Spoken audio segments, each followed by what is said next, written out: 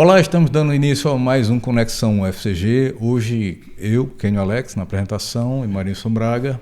Estamos aqui como convidado o professor Marciano Monteiro, do Centro de Desenvolvimento Sustentável do Semiárido, do CDSA, Campo Sumé, autor do livro A Política como Negócio de Família, que é fruto da tese dele, defendida em 2016.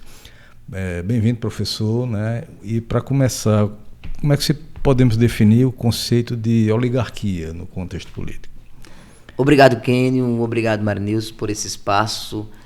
A oligarquia é um conceito-chave da sociologia política, bem como da ciência política. Desde os gregos, a começar lá por Aristóteles e inclusive com Platão, no que tange a tipologia das formas de governo, a oligarquia está lá presente como uma dessas tipologias. E aí nós poderíamos falar que a oligarquia diz respeito à concentração do poder, nas mãos de poucos indivíduos. E aí nós poderíamos pensar tanto o poder econômico como o poder político, daí pensar em oligarquia econômica, daí poder pensar em oligarquia de base política e também oligarquia de base política familiar, quando poucas famílias se revezam no poder e, por isso, concentra o poder ao mesmo tempo que também impulsiona e distribui, em grande medida, o processo que a gente chama de desigualdades do acesso a determinados cargos. E qual o papel dos laços familiares nesses arranjos de poder? Os laços familiares, eles desempenham um papel, eu diria, preponderante, Eu não diria determinante, mas preponderante, principalmente na democracia brasileira. A democracia brasileira, ela tem se constituído com um forte peso dessa variável família. Família e poder político tem sido uma constante, não só lá na República Velha, mas também inclusive na nova República. Essa relação entre poder político e família tem sido uma constante de tal maneira que os dados do Congresso em Foco nos apresenta que aproximadamente 70% do Senado, dos representantes do Senado, dos senadores, advém de famílias com essa base ou esse lastro familiar. Essa composição atual? Essa composição atual. 69, 65 fica variando. O Senado apresenta muito mais esse perfil político familiar que propriamente o Congresso Nacional. Talvez por ser uma casa, eu diria, em que você tem um perfil, inclusive pela própria formatação do Senado, que é uma casa mais qualificada. Então, muitos dos que vão ser senadores têm passado por essas famílias, sendo deputado estadual, deputado federal, governador, para posteriormente estar na condição de Senado. A Paraíba tem esses exemplos. Na Paraíba nós temos esses exemplos, mas não se restringe tão somente à Paraíba. Se nós olharmos para o estado de Pernambuco também, nós vamos ver isso muito claramente. Se nós olharmos para o estado vizinho do Rio Grande do Norte, nós veremos isso. Mas nós também nos distanciarmos um pouco, olharmos para a região norte, por exemplo, o estado do Pará, isso também vai estar muito claro, por exemplo, com a família Barbalho. Exato. Em cada estado meio que tem sempre aquelas famílias que se revezam no poder, estão lá desde... Exato. séculos. Tem essas famílias que nós denominamos de as famílias tradicionais do poder. Algumas delas remontam ao período colonial, outras ao período imperial e outros ao período ali da nascente República Velha. Há essa chave de compreensão do mundo político, nos permite exatamente entender como esse poder ele foi se constituindo no decorrer do processo, e ao mesmo tempo ele foi, eu diria inclusive, se ampliando na nova República. Só para concluir, esse poder, ele antigamente ele é mais atrelado à posse da terra, certo? Como se justifica que mesmo com todas as transformações econômicas, sociais, ainda se permaneça com tanta força essa concentração de poder em certas famílias? Excelente pergunta, Kenio. As famílias tradicionais dificilmente elas permaneceram tão somente com o processo de modernização conservadora no Brasil, com o controle da terra. Tão somente com o controle. Para além deste controle da terra, elas passaram também a atuar em diversos outros setores, né? Um setor importante, por exemplo, o setor da construção civil. É um setor que esses grupos também têm uma atuação muito forte. O setor que envolve grandes empresas, por exemplo. O setor que eles passaram também a atuar de forma extremamente estratégica no que tange ao processo de modernização conservadora, ao processo de redemocratização, que é o controle, por exemplo, de partidos. Então, os partidos no Brasil, por exemplo, eles não têm uma democracia interna. Nós falamos sempre em democracia. Né? Democracia é um termo hoje, inclusive, que merece ser muito refletido. Porque está sempre em voga. A pessoa não precisa de democracia, democracia, democracia. Assim como a palavra participação, a palavra sustentabilidade. Essas palavras, elas entraram no senso comum. E muitas das vezes não há uma reflexão eu diria, muito mais crítica sobre esses termos. Né? De tal maneira que essas tradicionais famílias estão falando sempre de democracia, mas quando você olha para os partidos, por exemplo, geralmente quem controla ou é um pai, ou é um irmão, ou é um tio. Né? E o cidadão comum, quando ele vai fazer a escolha, né, ele escolhe a partir daquilo que já foi previamente decidido nos partidos. E como esses grupos detêm o controle dos partidos, geralmente o elemento familiar vai preponderar. Né? E isso soma-se a outro fator, recentemente, que a meu ver é muito mais preocupante, que é a questão das emendas. Né? Ora, eu sou deputado federal, tenho meu pai como prefeito de uma cidade, e o volume de recursos das emendas eu destino para a cidade em que meu pai é o prefeito. Claramente, poder, capital econômico e capital político vai potencializar. E isto permite, por exemplo, que na próxima eu possa lançar não só meu nome a deputado federal, mas também possa lançar minha irmã, minha esposa, para deputado estadual, para prefeito de outra cidade. Então isso vai construindo um poder que vai se instaurando acerca de um território, e aí a questão da terra central. Né? Ou seja, não é o mau controle só de fazendas, mas é o controle do orçamento público local, somado ao controle dos empregos. Isso é muito importante também, porque você tem se você tem um volume de recursos que você destina para um município para fazer determinadas obras, por exemplo, um hospital, construir um hospital, lá precisa de empresas. Essas empresas precisam de trabalhadores. E os trabalhadores podem muito bem ser indicados por esses grupos familiares. Isso potencializa-se em voto. Então é uma rede. Daí que eu trabalho com o conceito de capital político familiar, né? No sentido de pensar as redes de relações que são constituídas no decorrer do processo através desse grupo familiar. Então não se trata de uma transmissão meramente genética, como ocorria nas monarquias. Ah não, porque ele é filho, ele vai ser o candidato. Não, não é isso. É porque existe sim uma potencialidade dos capitais que são mobilizados no decorrer do processo, e mais ainda quando tem-se o período que nós chamamos na antropologia de o tempo da política, é que mobilizam-se esses recursos. Recursos aqui não entendidos tão somente como recursos econômicos. Né? Recurso econômico é um recurso importante, né? Mas são vários outros recursos, desde os recursos simbólicos, materiais, culturais, diversos outros recursos que são mobilizados. Nessa questão dessa linha do tempo, vamos considerar assim, né? Você falou da terra, então, digamos assim, os currais, né? Eles se tornaram empresas, né? Seria nessa linha. E, digamos, essa renovação, ela, numa expectativa assim, ela não existirá, digamos, politicamente. Esse está no nosso DNA e isso vai se perpetuar sempre. Na minha leitura, aí o senhor vai fazer uma reflexão sobre isso, que onde você não tem um laço sanguíneo, você tem um apadrinhamento. Então, você se torna membro daquela família? Fantástica a pergunta, Marinhos, porque ela nos permite exatamente entender dois conceitos, né, que trabalhei na tese. Né? Por um lado, o conceito de capital político familiar, e por outro, a ideia da empresarização da política, né? O que é o que tem ocorrido. Né? Você chamava a atenção a questão dos currais eleitorais como se fosse uma empresa. Né?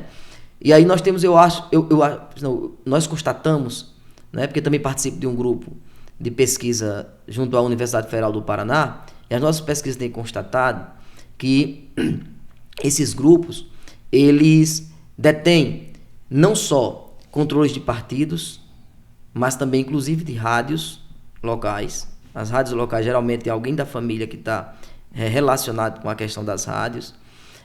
Você tem a questão da indicação, que isso é muito importante, para os tribunais de contas, né? Isso é algo muito forte. Se fizermos um mapeamento, e há uma pesquisa na Universidade do Paraná, né, feita pelo, eu acredito que foi o Marcelino, depois eu posso olhar, enfim, e uma pesquisa só sobre os tribunais de contas do Brasil. E o padrão é esse, o padrão é político, familiar, né? Então você tem um processo cada vez mais que tem inflacionado as disputas eleitorais. Ou seja, se você não tem recurso, e aí recurso no sentido mais amplo, repito, não no sentido só econômico, dificilmente você tem capacidade de competir nesse campo político, né? Daí a importância de ter o controle do partido. Porque é pelo partido que você tem os recursos do fundo público. Então, se eu tenho o controle e o partido pertence ao grupo familiar, lógico que o maior volume de recursos eu vou distribuir para os meus filhos, os meus netos, as pessoas que estão no meu grupo familiar. E aí, claro, se eu não tenho tantas pessoas do meu grupo familiar, eu consigo trazer através de alianças, e uma dessas alianças que nós estudamos é a questão de uma sociologia do parentesco para pensar as relações de casamento. Né? Muitas das vezes você pertence a uma família X, mas você estabelece o casamento com outra família política no intuito de fortalecer e controlar a região, o território. Né? Um livro que eu estou escrevendo, né, mas ainda está embrionário, é essa relação entre poder político, família e território. Eu quero exatamente tentar pensar um pouco essa geografia eleitoral. Esse tripé. Né? Esse tripé. Como é que aí entra muito bem as questões que vocês colocam. Né? Porque não se trata tão somente de um controle sobre a terra. Né? Porque na década de 30, né, há um estudo famoso, né, do Nunes Leal, Coronelismo e Chá de Voto, né? Em que mostra essa relação do mandonismo político, ou da relação do poder político local, melhor dizendo, com o nacional. E essa relação, a meu ver, hoje, ela está muito mais complexa. Eu não posso pensar pela chave tão somente do coronelismo, né? Porque não se trata de controlar, por exemplo, a água e distribuir essa água, que isso era muito comum lá na década de 30, 40, né? De você ter um controle da terra e da água. Então você distribuía a água para as pessoas através, as pessoas iam com jegues, jumentos, enfim, né? Pegar com aquelas ancoretas que chamavam, pegar a água na fazenda do coronel. Hoje não, a água está democratizada. Em grande medida a água, se pensarmos no Nordeste brasileiro, com as políticas públicas que foram desenvolvidas, a água está democratizada. E por que ainda, mesmo assim, não obstante isso, as famílias ainda continuam atuando fortemente nos territórios? Porque tem outras formas de dominação para além dessa. É isso que eu ia perguntar, professor. Dentro desse estudo, o senhor fez, digamos, um mapeamento, uma linha com relação à ideologia, à ideologia partidária, já que o controle estaria no partido, ou a ideologia seria aquela onde eu vou poder me manter, para me manter no poder, porque, digamos, nesse tripé, diria também nessa relação trifásica, direita, esquerda e centrão, é essa a engenharia política também do domínio? Excelente essa pergunta, porque esse padrão poder político e família, ele se encontra em todos esses três que você mencionou, tanto na direita, como no centro, como à esquerda. Mas eu acho que os grupos estão flutuando, né?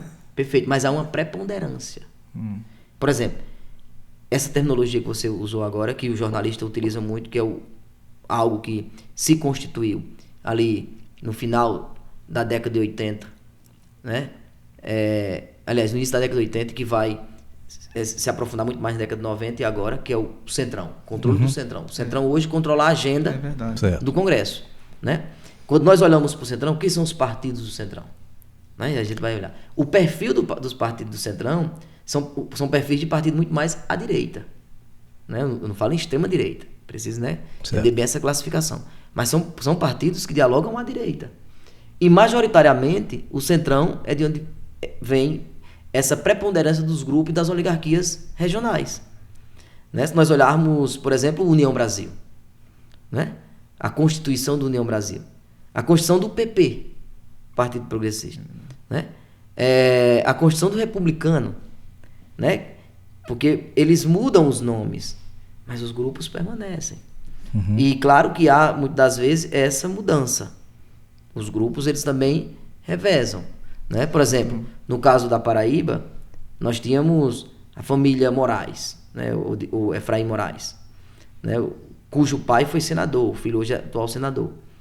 Então, você tinha lá no PFL. Hoje está no União Brasil. No União Brasil, né? De igual modo, poderíamos pegar a família Ribeiro, né? Que está no PP. Eu estou dizendo os que compõem o Centrão, né? Família Cunha Lima, aqui em Campina Grande, né? Que o Mota mesmo, né? Que os Mota, o Mota, em Patos, né? Em Patos, né? O Lucena, na capital, né? Poderíamos pegar bem recentemente os Gadelhas, lá em Souza. Então nós poderíamos fazer, mas não poderíamos ficar tão somente em Paraíba. Flutuante, né? Nós poderíamos, se nós olharmos para o estado vizinho, Pernambuco, a família Coelho, né? Lembremos que a família Coelho, quando no auge do Partido dos Trabalhadores, provavelmente no primeiro e segundo governo, a família Coelho era base aliada, né? E posteriormente, quando o Bolsonaro assume, a família Coelho acaba assumindo. Então, na verdade, eles o partido é o que pouco importa. Percebe? O que mais importa é a coesão, é a unidade do grupo familiar. É verdade, se manter. Vejamos o veneziano em Campina Grande, né? Esteve no PMDB anteriormente, foi PDT, né? Depois foi ao PSB, né? Chegou a ser eleito senador. Então, veja, posteriormente sai da base. Então você tem essa rede de relações que vão sendo construídas, mas a unidade do grupo familiar permanece. Então, o que nós chamamos a atenção na tese é para exatamente entender, para além do partido, existe uma coesão, né? Uma unidade desse grupo familiar. E essa unidade, ela é utilizada como estratégia, né? Então, é preciso pensar a unidade familiar e quais são as estratégias elaboradas por esses grupos, né? Isso vai do Iapoca ao Chuí, por esses grupos, no sentido de permanecer, conquistar o poder e permanecer. Essa é a questão chave da ciência política, porque está lá com Maquiavel, né? Maquiavel, no Príncipe, ele vai dizer, o mais importante do poder não é chegar. O mais importante é como se manter no poder. Então, como é que você se mantém no poder em um país em que os partidos são frágeis? Quantos partidos nós temos? É uma pluralidade enorme de partidos que, se você perguntar a qualquer cidadão comum que está nos assistindo, qualquer cidadão comum, o que significa tal sigla, ele não vai saber. Soma-se a isso o fato de que mudam-se. Veja, até bem pouco tempo nós tínhamos o PFL, Partido da Frente Liberal. Hoje nós temos o União Brasil, né? Então, muda-se muito.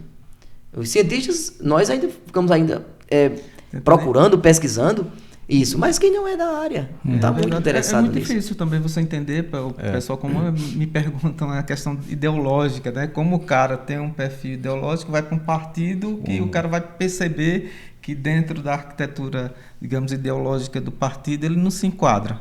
Mas sim naquele movimento político dos interesses, aí é necessário, aspas, que o pragmatismo Professor, indo para as consequências disso, né? Em que medida esse modelo, né, de poder familiar, podemos dizer assim, ele repercute na perpetuação das desigualdades sociais, por exemplo? Nós temos algumas implicações, né?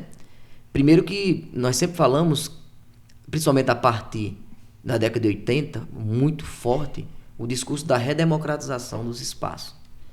E, por tabela, um dos espaços que necessita ser redemocratizado ou melhor, democratizado, é o espaço da política, né?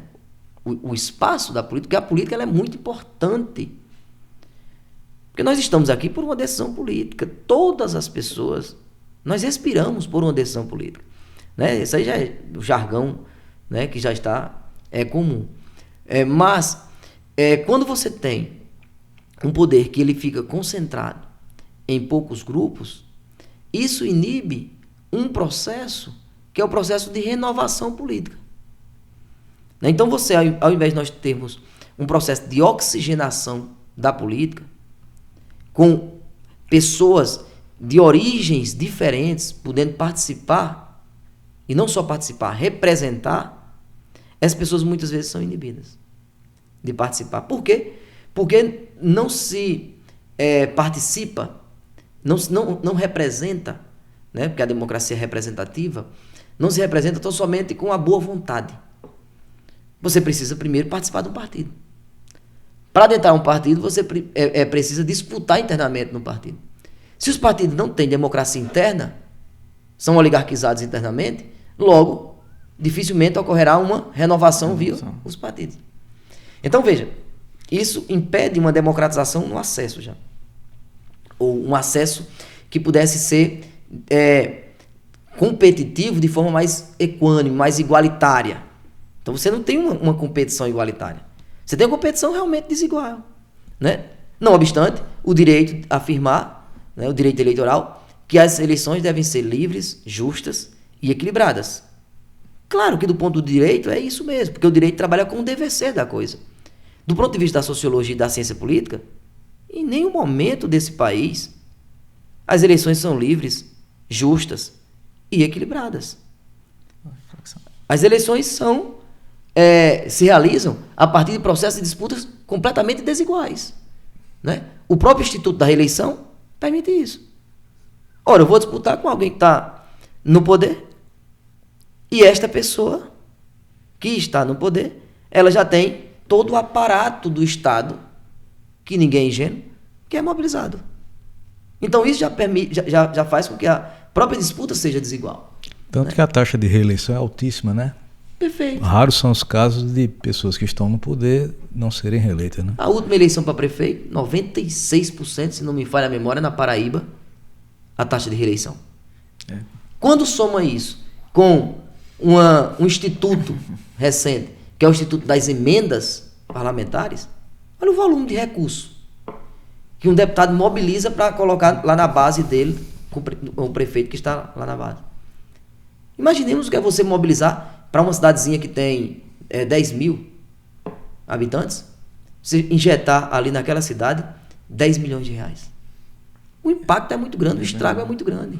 Qual seria a solução, professor? Veja, a solução, a meu ver, ela perpassa por uma reforma política que permitisse que modificasse esses elementos, porque veja que isso tem a ver com o desenho institucional. Isso tem a ver com um elemento, com o desenho institucional. Porém, isso se esbarra, porque a reforma política, para poder passar, você precisa fazê-la com aqueles que estão no Congresso Nacional, né? Então, perceba, como fazer isso? É a pressão popular, né? Mas para isso você precisa ter um trabalho de base, de formação política na base, para demonstrar que a forma como está constituída, as regras, elas privilegiam determinados grupos em detrimento de outros. Então, as regras elas estão sendo montadas, então o próprio direito ele acaba sendo o indutor desse processo, porque as regras estão sendo montadas para isso, né? Veja que o ministro Flávio Dino recentemente questionou muito a questão das emendas parlamentares. Uhum. Por quê? Porque as emendas nós não sabemos como elas estão sendo distribuídas. E um dos princípios basilares da democracia é o quê? Transparência. Então, os atos precisam ser transparentes. Então, para quem está sendo destinado um volume de recursos X, para tal, e como vai ser esse recurso deve ser gastado, né? Como gastar esse recurso? Né? Isso tem que estar claro. As emendas não. Como é possível construir uma democracia forte quando você tinha um instrumento chamado orçamento secreto? Estranho, né? Percebe? Isso no setor público. Porque orçamento secreto no setor privado, não há problema. Porque tem que ser secreto mesmo que é privado. Só que o setor público, a ideia de público tem a ver com transparência. Tem a ver com os atos discricionários, tem que ser todos transparentes. Tem que estar claro. Isso não ocorre Não ocorreu com orçamento secreto e nem está ocorrendo com as chamadas emendas PIX, né? Muito embora os ministros tenham pressionado o Congresso no sentido de fechar um acordo para criar regras claras. Então é um pouco nesse sentido, né? Então veja, é o modelo político, a forma como está desenhado politicamente, né? Isto tem induzido a várias distorções no sistema político brasileiro. Eu acho essas reformas menores, aspas, são difíceis. Imagina uma reforma que vai mexer nessa estrutura política. Essa questão não seria ideológica, passaria para utópica, né? Digamos, a gente teria uma dificuldade enorme, até na construção de uma base de consciência popular, porque vai ser sempre sufocado os iniciantes com outras ideias para ser cooptado, né? Mas esse movimento também existem modelos de países em que isso foi realizado de forma plena, digamos assim? Temos vários países em que você tem isso. Porque o que é como pensar, por exemplo, as democracias, né, contemporâneas? As democracias contemporâneas, todas elas têm um instrumento que não tinha na democracia grega, que é o instrumento da representação, né? Se você pensar a democracia grega, por exemplo, por mais que seja vamos dizer assim, o modelo do Ocidente, né, o protótipo, ou a forma primeira, né, no Ocidente foi a democracia lá na Grécia.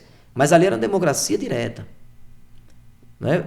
E mesmo assim, tinha determinados indivíduos, mulheres, pessoas escravizadas que não podiam participar. Então era uma democracia ainda também restrita, né? Mas na democracia grega você não tinha a figura, a instituição da representação. Era direto. Né? Direto. E nem sequer tinha um partido. Então, esse experimento moderno, ele é muito recente, temos 500 anos aproximadamente, 500 e poucos anos. Na Ágora, se não me engano, né? Os gregos nós temos mais, né?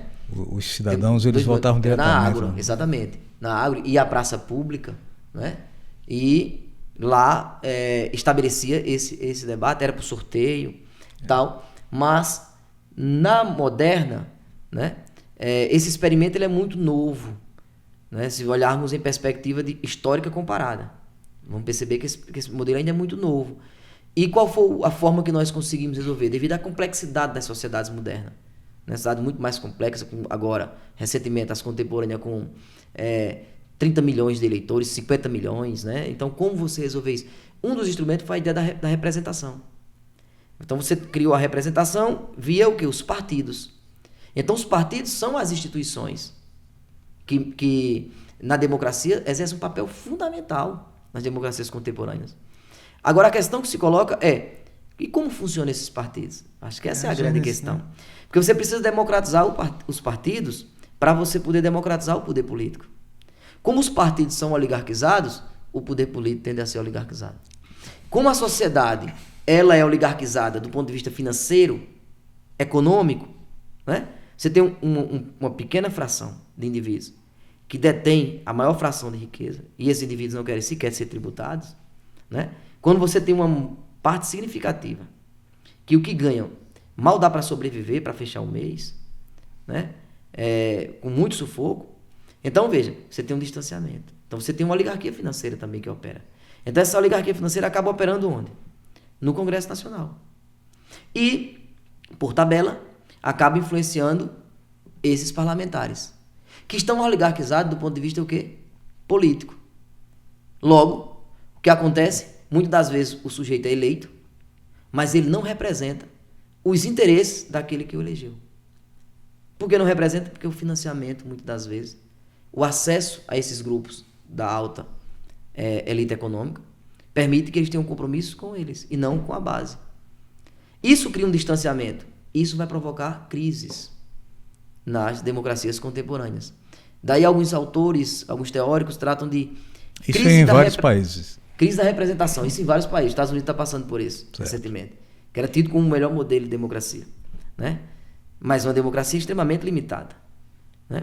Então, veja, se nós olharmos para o modelo dos países nórdicos, nós vamos perceber que os modelos lá são muito mais, eu diria, próximo da realidade das pessoas. Isso traduz um pouco dessa questão de marca, né, de família, do povo marcado, como é gado marcado por feliz, né, e está infeliz essa questão de quem tem essa marca que vai das oligarquias, está insatisfeito e a qualquer momento pode haver um rebu, uma ruptura, né? Sim. O senhor acredita que haja essa insatisfação? Veja, nós já tivemos alguns momentos recentes na política brasileira exatamente isso, porque você tem uma insatisfação com a representação política. Isso vai com a esquerda, a direita e o centro, né? É muito comum nós ouvir muitas pessoas dizer, rapaz, eu não voto mais em ninguém. Né? E por que esse sentimento? Né? Porque muitas vezes o sujeito não se sente representado. Né? Então você tem uma sociedade que ela é profundamente estruturada, com profundas desigualdades, né? Desigualdades de gênero, que repercute, inclusive, no campo político. Né? Quantas mulheres foram eleitas para o Congresso Nacional? Né? Quando você olha a representação das mulheres, ainda é muito baixa. Observando... Apesar de ter cotas, né, para as candidaturas. Né? E detalhe, nós fizemos uma pesquisa, foi publicada em outro livro, sobre mulheres e poder político. Isso, pesquisadores do Brasil, de várias regiões do Brasil, publicado pela Universidade Federal do Paraná, né? E a representação dessas mulheres, geralmente essas mulheres que nós olhamos, as que estão lá no Congresso, são mulheres oriundas dessas famílias tradicionais. Então perceba como é algo complexo. Beleza, tudo bem, nós temos a possibilidade de ter mulheres representantes, sim, mas quem são as mulheres que estão representando? São mulheres ligadas aos grupos, a essas famílias, né? Então, dificilmente uma mulher que advém das bases, ela consegue furar a bolha. Há casos, claramente, né? Há casos. Mas a regra, o modo como se opera, está muito ligado a isso. Que volta para aquela questão, porque são pessoas que estão bem situadas e bem posicionadas, né? São mulheres que estão bem posicionadas. É a mulher que é irmã de um deputado, é a mulher que é esposa de um prefeito, é a mulher que é irmã, que é filha de um senador. Então, veja, você tem esse poder político familiar, também essa relação, né, de como o gênero ele é inclusive utilizado, né, nesse aspecto. Como tem as cotas, vamos colocar você. E você tem um perfil. E nesse perfil, claramente se encaixa, não está nada errado. Mas perceba que precisa também estar bem posicionada, ter um poder na relação do poder econômico e do poder político. Para a gente fechar um pouquinho, já voltando ao livro, professor, dessa questão dessas estratégias que o senhor falou para a manutenção do poder, digamos que esses nomes estão nas ruas, estão sempre marcados nas linhas, digamos, dos aparelhos sociais, dos nomes das ruas, das avenidas, dos viadutos. Isso seria uma forma de marketing, de perpetuar aquele nome e aí sempre voltar a lembrança do eleitor aquela marca, digamos, sem ser pejorativo, que seria o xizinho no poste para marcar seu território? Seria mais ou menos isso ou não? Tem essa linha de marcação? Sim, e você está colocando exatamente no livro, nós fizemos um capítulo sobre lugares de memórias. Né? Isso, sim. É como... Porque as pessoas às vezes pensam que o processo de disputa política ele se dá tão somente a partir dos recursos materiais, né? Só que há recursos que são também, para além de material, são elementos simbólicos, né? E, por exemplo, o fato de você ter nome de ruas, nomes de ginásios, escolas, avenidas, praças, né? Dos pais ou dos avós do político, né? Isso é um elemento importante porque a disputa política também é uma disputa por memória, ou uma disputa acerca das memórias, né? Então, quando você vai para uma disputa política, muitas das vezes os mortos têm mais peso que propriamente que os vivos. Então, se engana quem acredita às vezes que um político tradicional que faleceu, ele está morto. Se engana. Ele está morto do ponto de vista material. Mas do ponto de vista simbólico e das memórias, ele continua vivíssimo. Atuando bem. Vejamos um exemplo típico, né, que merece claramente um estudo aprofundado. Miguel Arraes. Verdade. Miguel Arraes em Recife. Né? Vejamos o fato, lá o trágico, né, acontecimento do campus. Né? Veja, Mas ele continua vivo para os pernambucanos. Não por acaso que concederam ao neto, ao João Campos, né, a eleição para prefeito. Então, veja, a disputa política ela é uma disputa no campo simbólico. É no campo material também, mas é no campo simbólico. Né? O que é que aquele que faleceu representa? Né? Quais foram as ações desenvolvidas por essas pessoas e que marcaram, né? E que repercutem. E que repercute. Eleição após eleição. Eleição após eleição. Né? Porque isso faz parte, porque as pessoas tendem a querer compreender a política tão somente pela questão das instituições. Muitas das vezes. Aí vai olhar a instituição família, a instituição partido, Congresso Nacional, que é importante. Eu não estou negando aqui isso. Né? As instituições é um olhar que nós devemos ter atento, porque elas, inclusive, como eu falei anteriormente, elas desenham o modo do sistema político, de como opera. Mas, para além disso, na disputa política, são mobilizadas as instituições, mas são mobilizadas também esses elementos da memória que estão no campo simbólico. Isso é tão forte, porque isso mexe com sentimentos. Isso mexe com processos afetivos. E a política, para além de ser feita com a razão, num período de disputa, ou como falamos na antropologia, no tempo da política, a emoção é muito mais forte. Vira Copa do paixão, Mundo, torna-se paixão. E principalmente na cultura política brasileira. E assim, os santinhos voltam, né? Eu vejo assim, algum político, algum líder, os santinhos voltam, no caso da figura daquele cara que já faleceu há tanto tempo, ele está ali emblemático, seja na camisa da campanha bem remota. Então está tudo, digamos, renovado e revivido, né? Exatamente. Nessa disputa municipal, né, que ocorreu no Brasil inteiro, né, eu ficava observando, pena que é tanta coisa para a pessoa estudar, que às vezes não dá tempo, né, para você pensar, mas dava uma agenda de pesquisa muito interessante. Você pensar em diferentes estados, como as imagens daqueles que morreram do ponto de vista material, mas que estão vivos na memória e nos afetos, enfim, nessa dimensão, eu diria muito mais espiritual mesmo, né? Aqueles que estavam, então o sujeito vai disputar agora, o sujeito é um neto ou um bisneto, mas está lá o avô dele, ou o bisavô. É o santinho, né? Olha a mensagem, Uhum. Vocês que trabalham com a semiótica, né? Dá para entender bem isso, né? Então a referência que você tem, né? O nome, quando o nome já traz, por exemplo, o nome do avô, do bisavô, do pai, do tio. Olha como isso vai sendo mobilizado. É uma chancela, né? É uma chancela, né? Por quê? Porque se alguém fez, se o meu avô, o meu bisavô fez muito por uma determinada cidade ou um município, né? No momento em que eu me lanço, enquanto neto, comigo não vem só o que eu fiz, né? Sou neto, tenho 20 e poucos anos, então não vai vir só isso comigo, mas vem também toda a simbologia de quem foi meu avô, né? Toda essa dimensão que está por trás e que exerce um peso, porque é diferente eu chegar na casa de alguém, na sua casa, por exemplo, e me apresentar para pedir um voto a você, quando você diz, quem é você? Você não sabe nem a referência.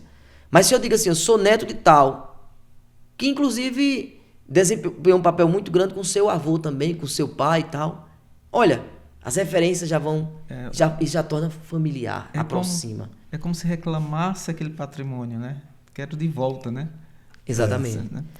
Então há um patrimônio simbólico aí. Né? Há uma dimensão Professor, em que medida uma educação política, né, minimizaria esse peso, né, das oligarquias, né, do poder familiar, e de qual órgão seria o indicado para tomar essas iniciativas e propagar essa... O que eu vejo assim, mais problemático nisso é a concentração do poder.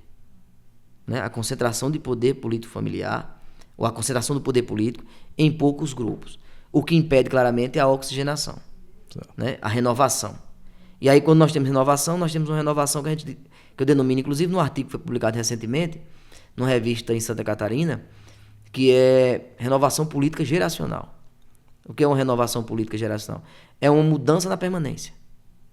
Você muda para permanecer. O grupo ele permanece. Você mudou ou não, mas o grupo ele permaneceu. Então, os cientistas políticos, alguns tratam como ocorreu uma renovação. Não é tipo, eu sou deputado federal, aí depois eu venho para prefeito e meu irmão vai para deputado federal. Então, isso é uma renovação. O cientista político trabalha. Eu digo, sim, é renovação, mas ela é uma renovação política geracional.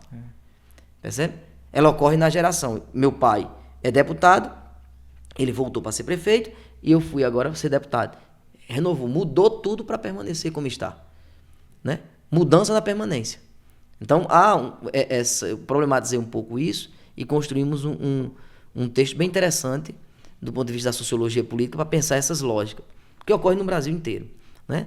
Então, nesse aspecto, eu acho que o problema mais grave é essa questão mesmo da concentração do poder e da não democratização dos espaços de disputa que é o partido.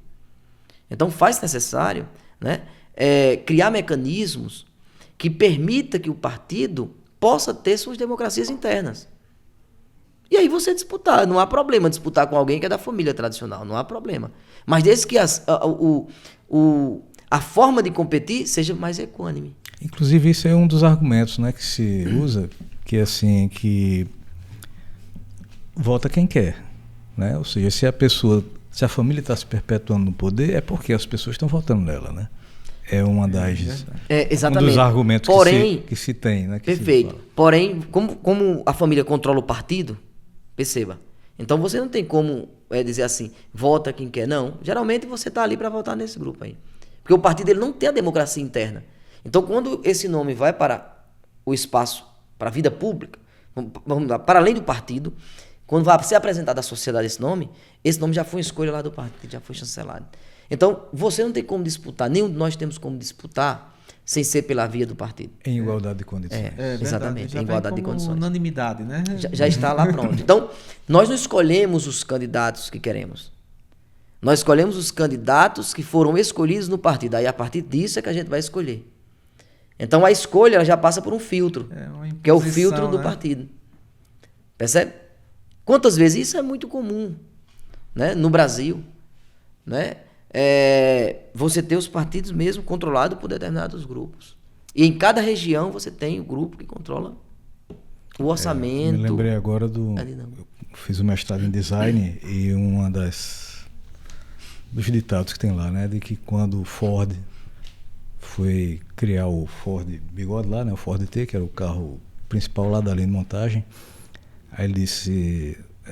qual vai ser a cor do carro? Não, vocês podem escolher qualquer cor que seja, desde que seja preto. Tá decidido. Né? Ou seja, desse jeito, é quase isso aí. É um pouco isso. Seja bem democrático. Você tem várias cores, agora escolha o preto. Deixa ser o preto. É verdade. É um pouco nessa dinâmica. Então, a priori a gente já sabe mais ou menos como isso vai. Não por acaso, a tese foi escrita em 2016, portanto, no próximo ano, né? Chegaremos a uma década e o fenômeno não diminuiu. Vem lá de trás. O fenômeno, muito. ao contrário, se ampliou. Né? O fenômeno do poder político familiar, né? A relação entre representação e poder político familiar, ele se ampliou. Pois então encerramos por aqui. A conversa merece mais tempo. Obrigado, professor, pela participação, né? Foi uma participação muito explicativa, né? Elucidativa. É verdade. Né? E política encanta, né? Na verdade também que a gente vive, independente de votar ou não votar, de participar ou não, a gente sofre as grandes consequências. Né? Exatamente. E porque a política ela faz parte de todas as ações nossas cotidianas. É humano, né? É do humano. Né? Embora desumana muitas vezes.